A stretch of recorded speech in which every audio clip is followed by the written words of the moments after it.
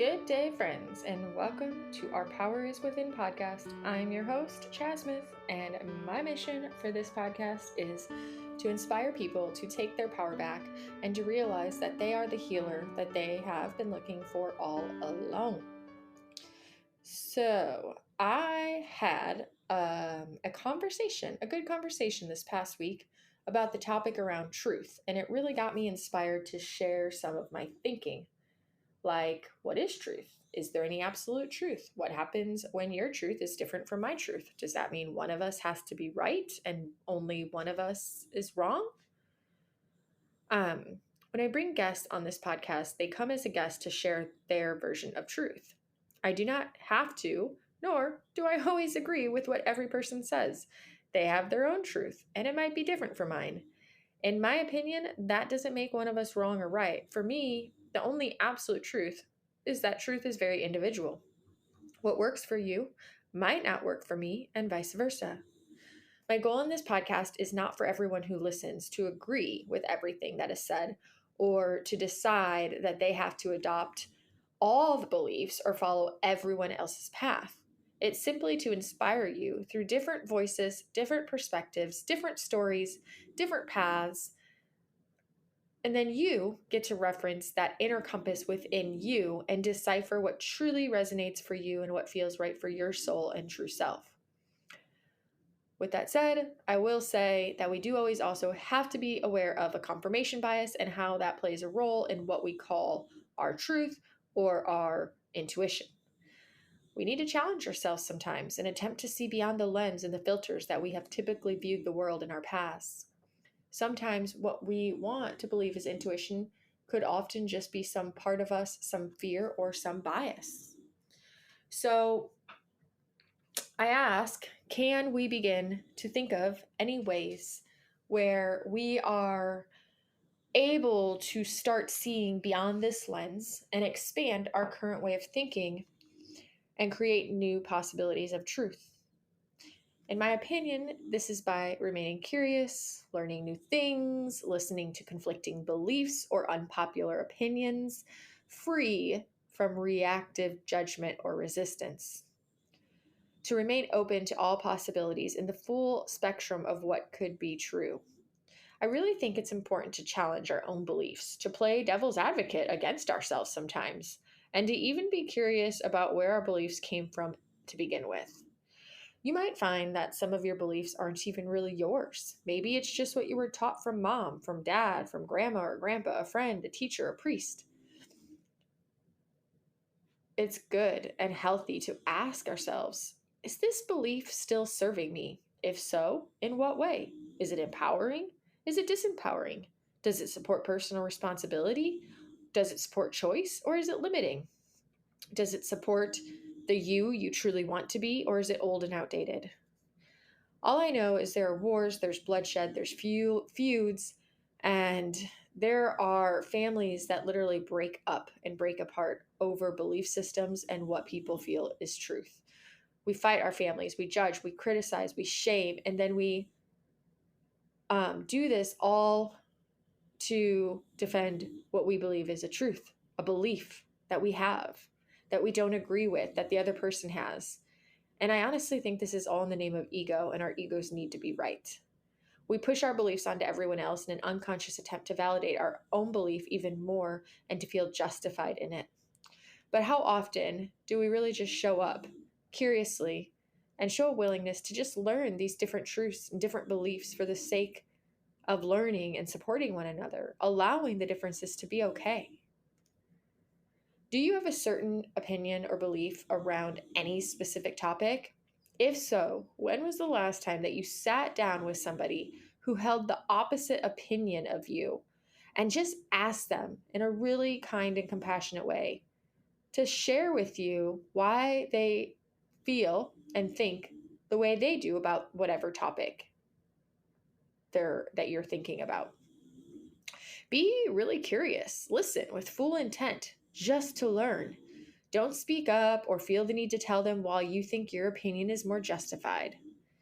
And then thank them for sharing their thoughts with you.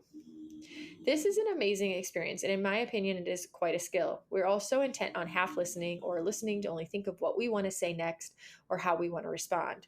But to truly listen, to just listen, is an art.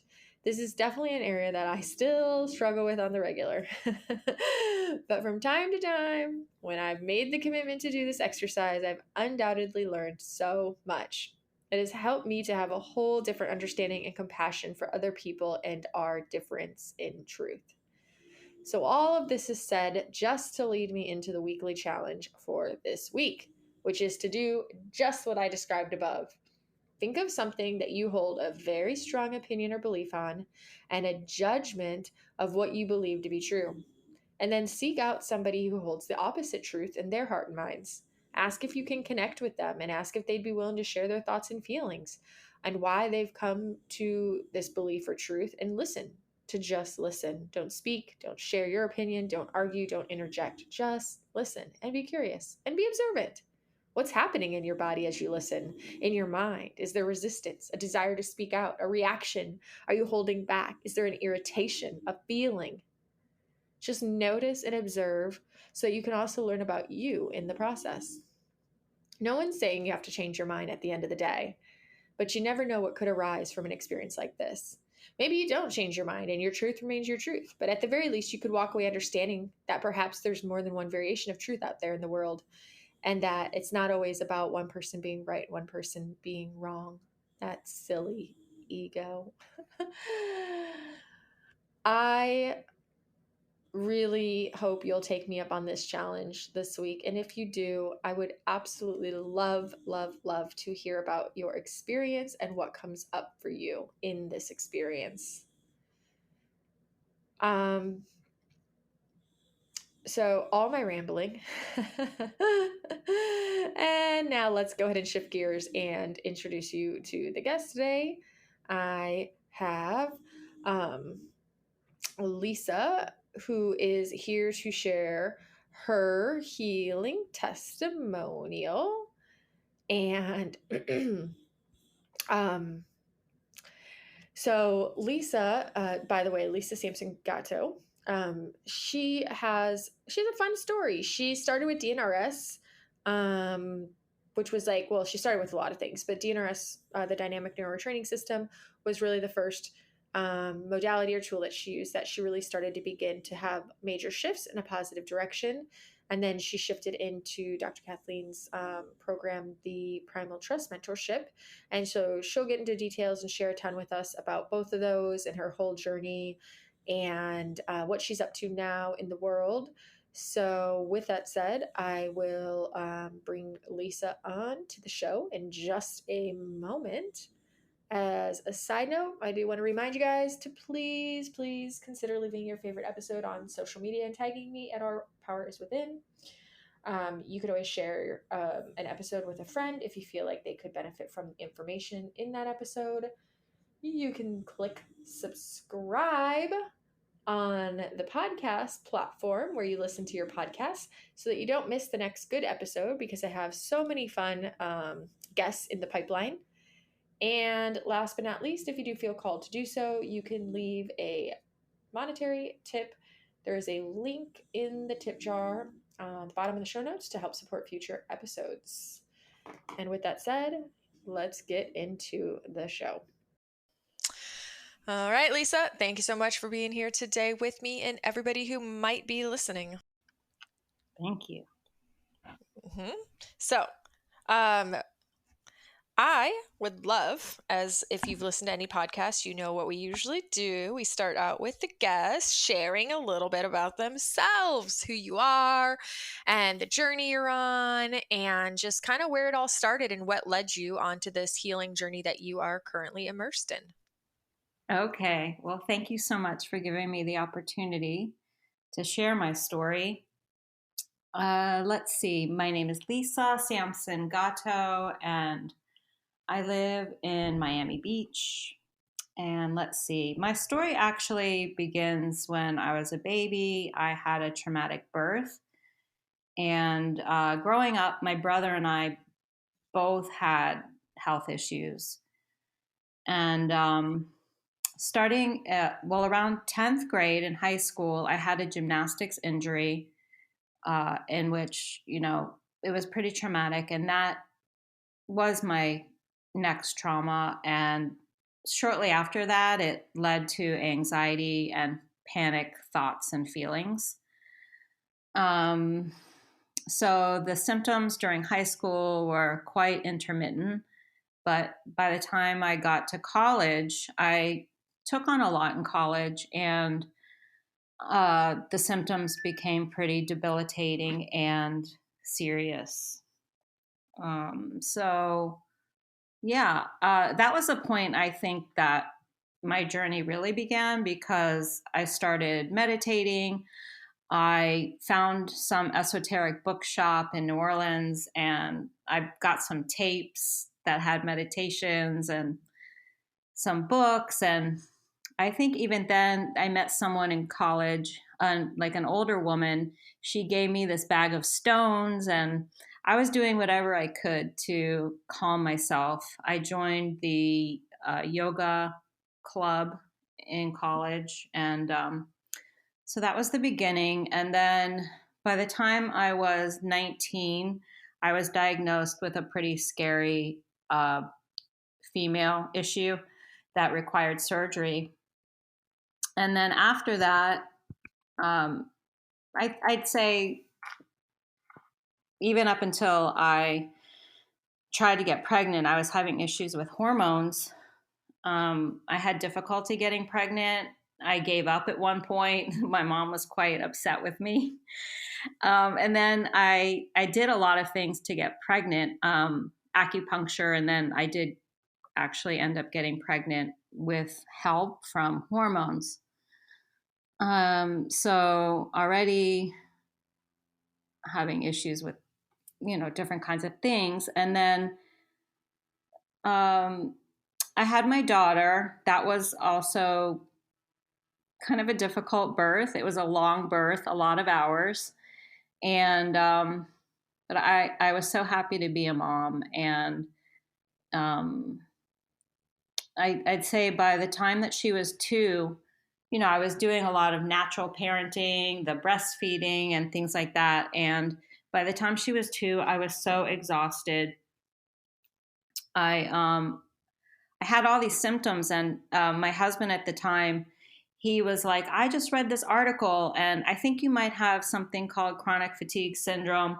And so I sought out the doctor here in Miami who treated that diagnosis. And I don't feel like she helped me very much. I did go on a diet, a raw vegan diet. So I started getting healthier with that diet. And then I started improving. And then I thought, like the marriage was kind of stressful. Like I love my ex-husband. He's great, but we were just having issues. So I got divorced.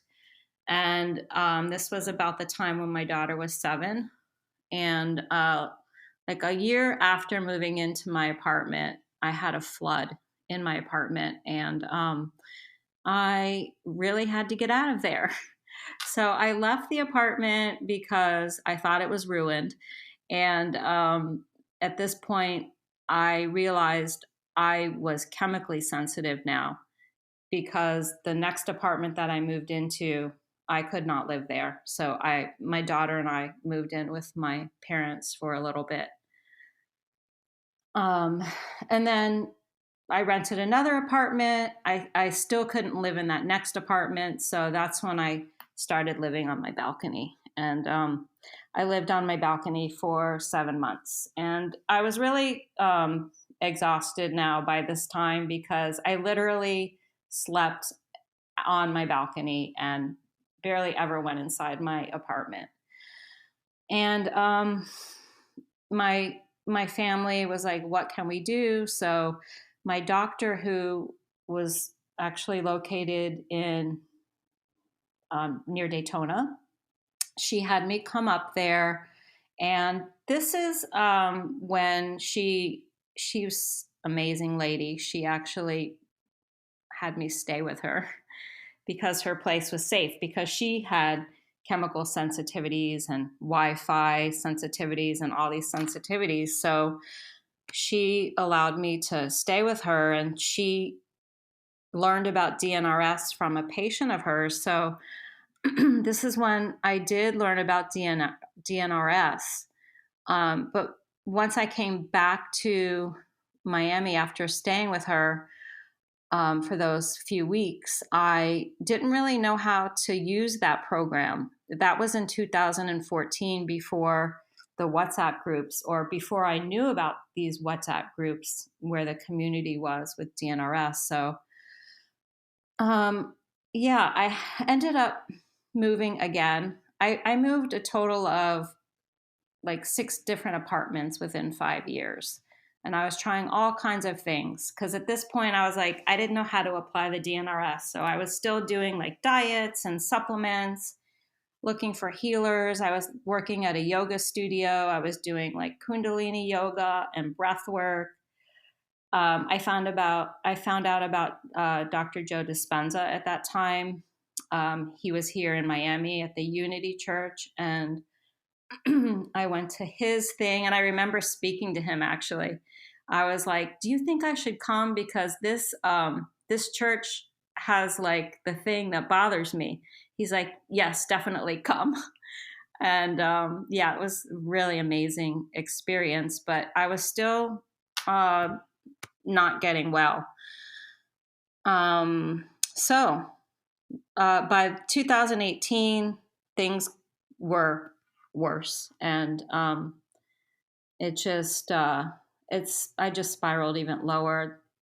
I was losing a lot of weight, and at this point, we didn't know what to do. I went back to my doctor in Daytona for about a month, and then we decided, let me go to California where the weather's different. So I tried out a new climate. I came back 6 months later, and then I literally had another nosedive. Like, I got worse. So I did figure out that I had Lyme disease at that time with all the co-infections, and those Facebook groups with mold, they were like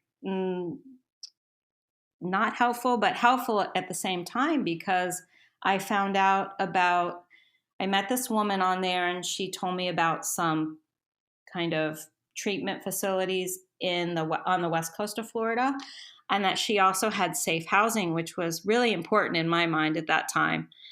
And so I moved over there, and I lived over there for like a year and a half. But like, the treatment facility and the housing did help, although it wasn't what in actuality really helped me. What really helped me is I found the WhatsApp group community, and that's when I really immersed myself in DNRS. Okay. So you knew about DNRS for many years before you like really went all in and like really put yourself into that, like really following the program rigorously. Right, because when I found out about it originally, I didn't really understand how to apply it as a Sure. practice. Yeah. How long did you kind of do that religiously and strictly? Yeah, I really dedicated myself. I did 4 rounds a day.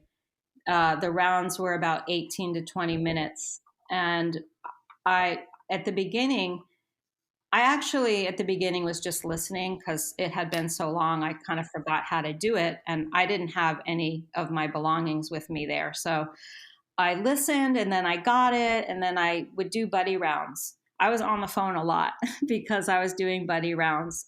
All of my rounds were buddy rounds at the beginning. And then, Gotcha. hmm?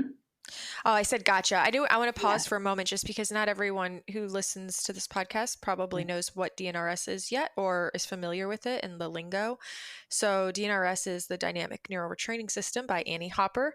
It's a brain retraining program. And when Lisa's talking about rounds, it's long story short, it's just a way that we communicate safety to our brain and elevate our mood through the power of visualization. And Mm-hmm. just for people to know what buddy rounds are, it's literally calling a friend and taking turns doing these visualizations out loud with one another so that you can have this shared experience. Yeah, that really helped me because I was alone there. I didn't have a car and I didn't know anybody. I have one friend that I kind of reconnected with over there, but other than that, I was Yeah, alone. So it was really important to me to have the community. I bet. And I mean, a lot of people, when they're going through chronic pain and illness, feel very alone and isolated. So I think that like as you're doing, I know my experience is like I didn't do a lot of buddy rounds actually, but one with one person I did, and her and I actually became really good friends. So I think it's nice to have this, it's connection too. You end up having connection that usually ends up being something that's kind of missing in our lives, you know? And it's By that probably a really point, important definitely. yeah, and it's probably an integral part of the healing at the end of the day is that connection and understanding of one another without having to even say a symptom or really explain what I'm going through, but yet still know that you're understood by somebody else. It was so helpful. And it was really helpful to not talk about the issues, not talk about the symptoms. I loved that. I Yeah. would go to the facility there that LifeWorks, and, people would be talking about stuff and I would just not. And then like in the IV room, I would just be like doing this kind of silent laughter, or I would even do my rounds sometimes in there. I met so many amazing people. I got really immersed in the community. Someone was offering dance parties, and I found out about the laughter yoga. It was really um, a huge part of my healing was the community, and I've made some very, very close friends.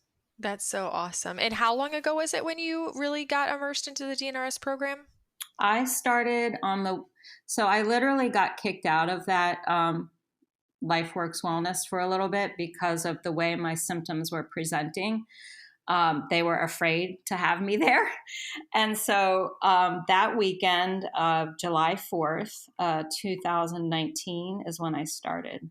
I was on my phone and I found the WhatsApp group. So that's when Okay. I started. Right. And since then, though, I know personally that you've kind of like peeled back some new layers and explored other modalities and tools and kind of incorporated other practices and principles. So, at what point in your DNRS journey did you start to expand?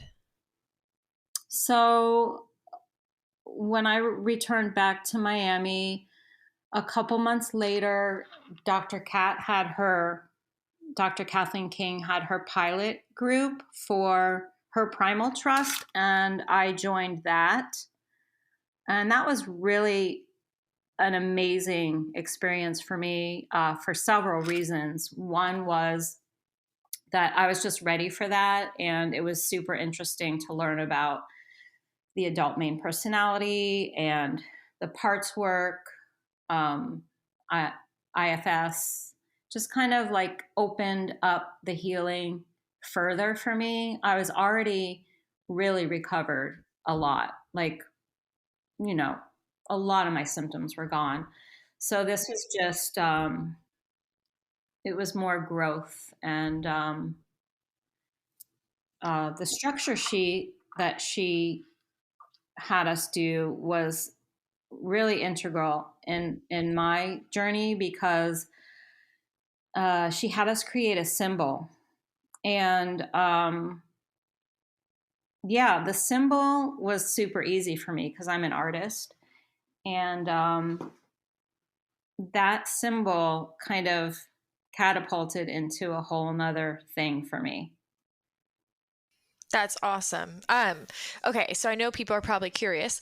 At what point in DNRS did you actually start to feel like physical relief, like genuine relief for the first time? I mean, it's, let's see. It was, look, I didn't have like a timeline in my mind. When I first started, people kept saying, oh, in 6 months, but I never attached to that.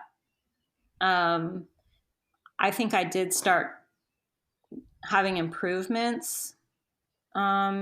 6 months later, but I definitely wasn't to a point where I would say I was recovered. Gotcha. And then just over time, after the 6 months, you just slowly started feeling better and better. Yeah, I would say I would feel improvements monthly, different things. I think most of my symptoms of like being sensitive to chemicals and any kind of like Lyme issues, those were going away. It was more of like my nervous system was still dysregulated. Gotcha. Did you, for all that stuff, did you do any incremental training or graded exposure with the with the sensitivities that you had? Yeah, that's a really good question.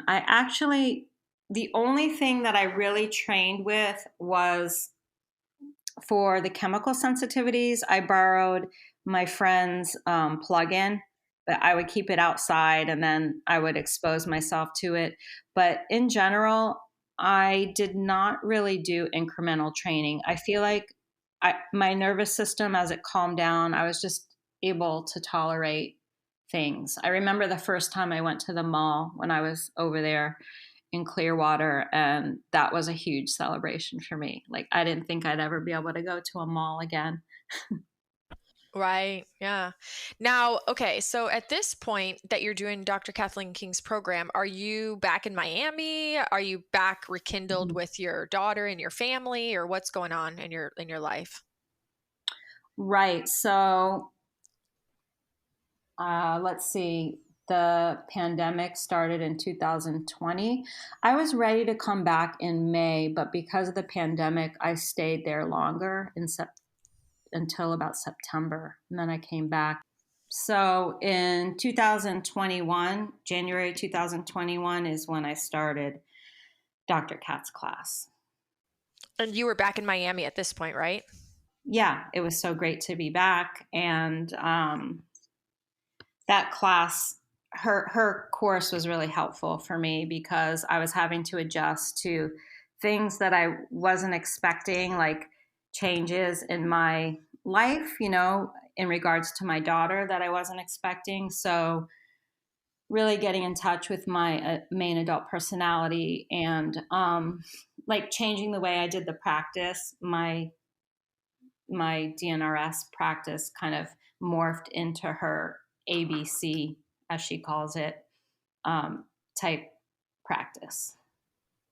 Gotcha. Okay. Yeah, and like I was saying, the symbols, it was incredible. Like it was really integral into what I'm doing now. The like in my rounds, I was like, I think I could create a symbol for healing for somebody. And then so I did that. Like I did a round where I visualized being with a client, and because I wanted to become a health coach, which I did start that training later. And so I visualized that. And then in another round, I literally created one of these symbols for my daughter. Okay. And you presented it to her? To my daughter. Yeah. Yeah, I did. And she does henna. So I had this idea that wearing symbols, almost like how people wear amulets, would be a really cool idea. So I started making these henna symbols and wearing them. I think she put hers on her once. On her what? She put hers on herself with henna once when I asked her to. Oh, that's so cool. Okay. Yeah. So you did Kathleen's program. You had a lot of success with that. You kind of, like you said, you kind of shifted out of like the traditional DNRS rounds into what Dr. Kathleen calls ABC rounds. Mm-hmm. And then where did you go from there? What did you end up doing after her program? And what's your practice look like today for continued support? So I'd say the thing I really want to bring in is most of my doctors along the way did some form of muscle testing and using the body wisdom. So I use that a lot. One of my doctors told me to buy a pendulum. And so he uses a pendulum based on Dr. Klinghardt method. And so I bought a pendulum and I use it a lot. I use it to decide kind of what foods to eat sometimes. I I I discovered that I'm a medical intuitive, honestly. I just kind of get these kind of downloads like do this, do that. Like recently, I was guided to start drinking what's that stuff in Argentina that they drink, yerba mate. So I'm drinking that. I just use intuition a lot. That's what I do. I'm off of my supplements except for like a couple of herbs and just kind of like general supplements, like that people take during COVID time. But other than that, I'm off of all my supplements. And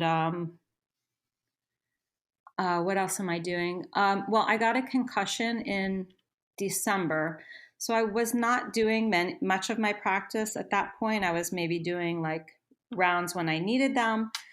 But because of the concussion, I kind of immersed myself in more. So I look at it as more recovery, honestly. And without the practice, having symptoms of a concussion for it's just not going away. So for 3 months, that would have been not something I would have been able to manage emotionally, I think, if I hadn't had all of this experience with like retraining my nervous system and the practices.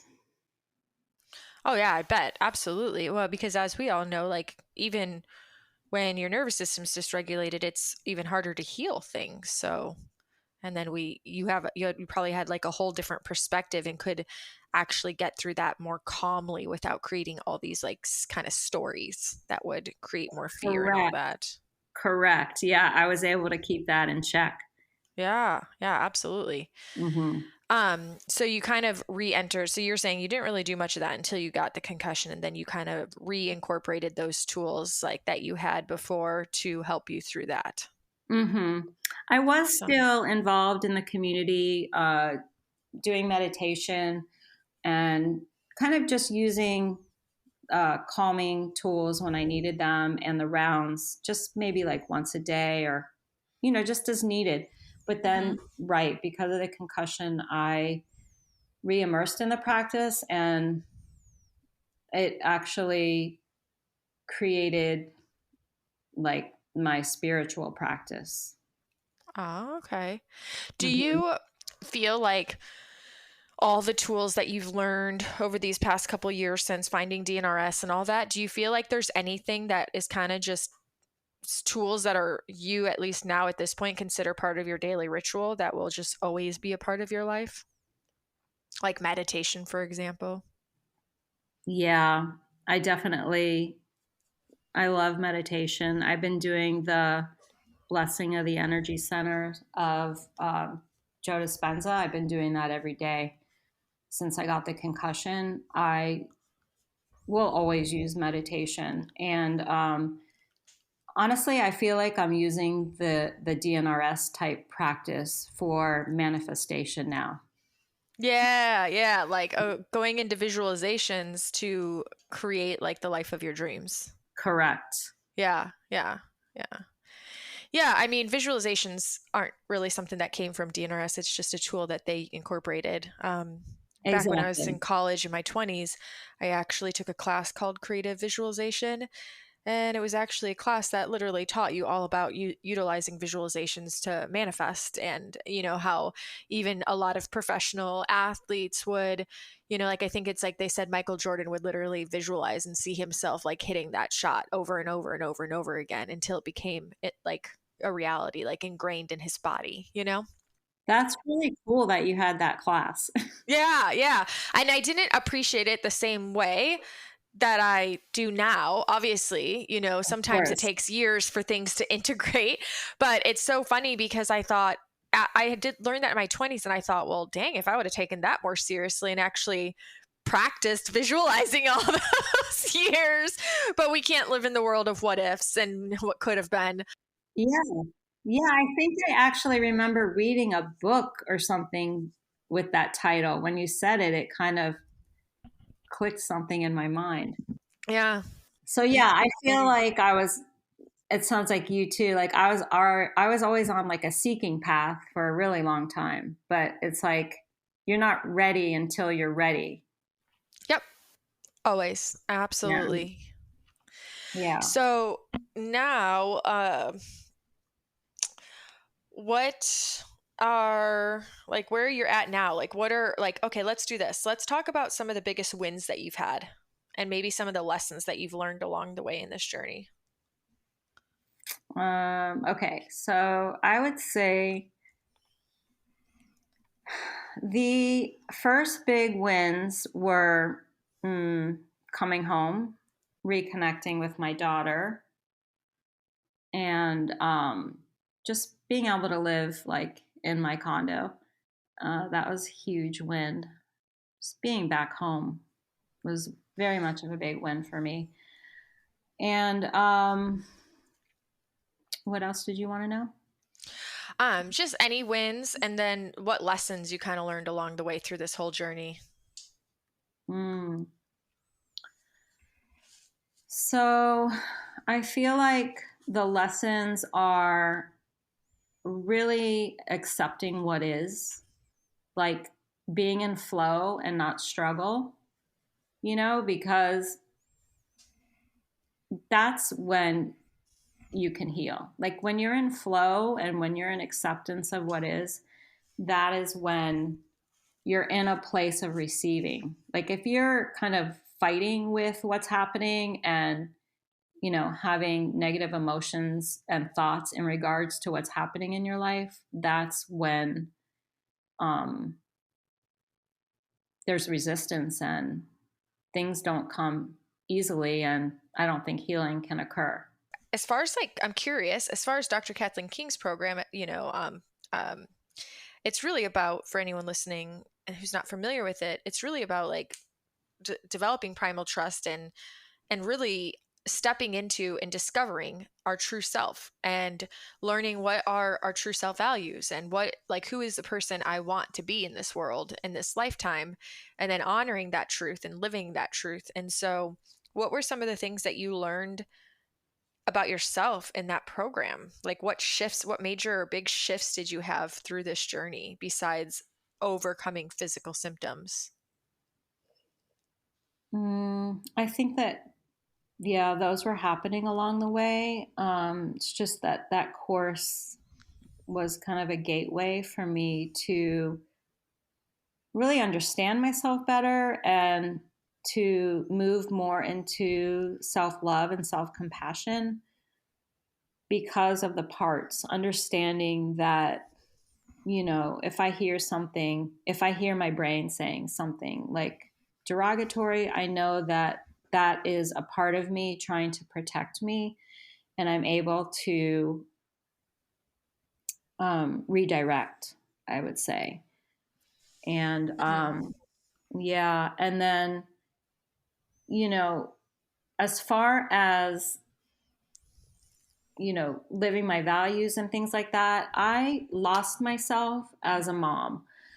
I thought that being a full-time mom was my value, and that's what I did. And I enjoyed it while I did it, but I did lose myself. And after this journey, I did not want to go back to teaching art, which is what I did, and I did love that as well. But it's like a lot of time went by, and so I just was in a place of reevaluating. I took my Reiki 2 course like right before Dr. Kat's class. I finished that, and then during her class, I also took an Akashic Records course and a course in shamanism. So I guess I identified that I am a very spiritual person, which I kind of was pushing away unconsciously. I think I was pushing that away for a really long time.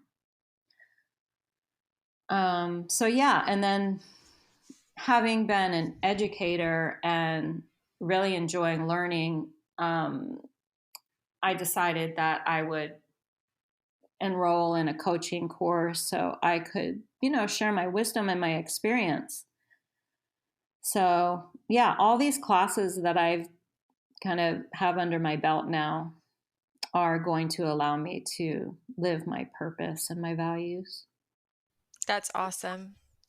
So, I mean, that's a gift too, in a sense, because you were able to like kind of come back into self and like tap into and reconnect with what truly makes you happy in the life you really want to live, and then be able to start manifesting and creating that. Definitely.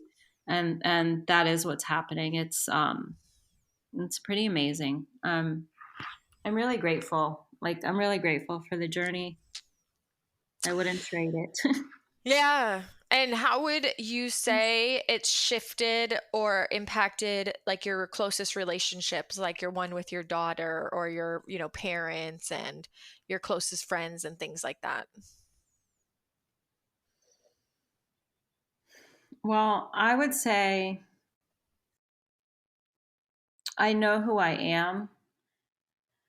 I know my worth and my value, and I feel like as far as my daughter goes, unless I love myself first and put myself first, which I've done, then I can't really be a good role model. So, yeah, I feel like this journey has allowed me to do that, really shift the way I think about myself in relationship to the world and to the relationships, like you said, it's definitely allowed me to connect with myself, connect with my spirituality, connect with God, and give me a sense of safety in my body and in my world. And that's huge. Yeah, absolutely. If I can self-regulate, then other people around me can self-regulate and feel safe and comfortable around me. And that's what I think is the biggest shift for me in regards to my daughter. Gotcha. Yeah, and if you can self-regulate, you can help co-regulate. Right. But if you're Yeah. not regulated, it's really hard to help co-regulate. Exactly. Yeah, that's exactly what I meant. Yeah. Co-regulate with her. How old is your daughter now? She now is 17. Oh, wow. Okay. Mhm. Yeah. Yeah, it's happened pretty fast. And so as far as now where you're at, you said something about like coaching, a coaching class, and you have kind of it seems like you have like a few different things going on, and you talked a little bit about your symbols. So kind of now, where are you at and what are you up to these days, like in general? So, yeah, in general, um, let's see. I am now taking a class that has to do with kind of marketing and finding my niche and things like that. And I, um, I had this part of me that was like, I don't want to work with people who have illness, because I've had to deal with that for so many years. But then there's this part of me that said, but that's what I know, that's the people I can help. And I'm also a healer. And like you said about the symbols, I'm actually selling a lot of them, and I get these profound messages that come with the symbols, and they're helping people a lot. So I just feel so grateful for that. So at this moment, I am kind of taking that class and assessing how I'm going to combine all of these things, the healer in me, the artist, and the symbols, the energetic healing symbols. Yeah, I'm developing kind of a program, but I am already coaching people, and I'm really loving it. I'm also doing healing sessions, but I really like to incorporate all of it when I'm coaching, like the coaching and the healing and the symbols. So that's Gotcha. what So, I'm up to. so the part of you that said, but this is what I know and this is what I do, won. Yeah, I mean, it doesn't make sense for me not to help people who have illness or, chronic pain or chronic illness. So that's the population I want to work with. How did you discern that, aside from it making sense? Like, because you said there was a part of you that was like, I don't want to do this. And then you said, but then it made Yeah. sense. Like, how were Yeah. you able to discern that it was true self versus, Yeah, that's a really good question. Yeah. Well, because of my intuitive gifts, I ask a lot of questions, and I get a lot of feedback with my pendulum. And also, like, I'm a medical intuitive. I've done that for myself. I've done that for others already. I wouldn't say prescribe, right? Because I'm not a doctor, but I can give suggestions of different Bach flower remedies, essential oils, even supplements. It's just kind of a gift that I have that comes very intuitively. For me, like, I got to a point where I was telling my one doctor that, hey, it's time for me to stop taking that binder now and start taking this supplement. So that's really how I based my decision. It was like, I have these gifts that other people might not have, other coaches might not have. So why don't I incorporate those into my coaching business? That's awesome. And you said that through your healing journey, these gifts kind of developed in time. Correct. I really honestly used to be envious of people who had like these other kinds of abilities, and I didn't think I had them. So, yeah, I feel really honored to be in touch with that. Yeah, that's a gift in itself, isn't it? Having all the knowledge you have, the wisdom, the experiences, everything you've been through, the intuitive sides, the gifts, all that stuff. If you were told that you could only share one message with the world for the rest of your life, what would that message be? And I do want to preface that it does not have to be health related. I think people always think that. Hmm. Well, okay, so I would say there's two parts to my answer. The first part is pretty simple, like never give up on yourself. Um, Never give up, because it's like you never know what's around the corner. It's life is truly amazing and a gift. And then my other message is like all experiences are beneficial and provide learning opportunities. Like whatever experiences that you're having, even if they feel bad at the time, um, there is always that opportunity to learn and grow from them. So, yeah, I just think it's a shift in perspective and like an awareness to really see the good in whatever you're going through. Absolutely. Mhm. Thank you. That's awesome. And how can people connect with you, if they're interested in learning more about your symbols or, anything that you're offering? Okay, so my Instagram for my coaching right now, it's called Heal Creatively, all one word, underscore coaching. And I do have an Instagram for my symbols. It's called psychic underscore Luna underscore blue. So, and I'm on Facebook as my name, Lisa Samson-Gatto. Yeah, I'd say those are the best ways to get in touch with me. Awesome. I will include links to those in the show notes. And I wanted to open up the floor for you, if you did, and no pressure, but is there anything that I didn't ask you that you are passionate about sharing, that you want to share because you wish that somebody would have shared something like this with you early on in your experience? I I just go back to, my message is just not to give up on yourself. Like, there's always hope, and if I can do it, anybody can do it. That's what I think. Gotcha. Mm, Absolutely.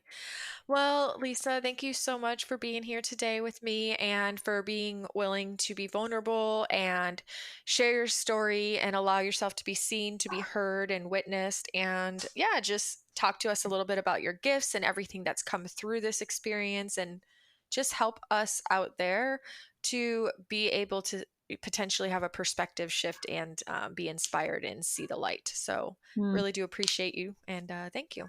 Yeah, thank you so much. I hope that this can benefit somebody. So thanks for the opportunity. All right, that's a wrap. Thank you so much once again for being here with me and Lisa today. I hope that, as I always hope, in some way this show, this episode, this conversation with Lisa has inspired you in some way.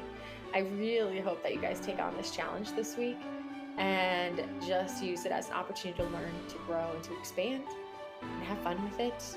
And as always, until next time, make this week great.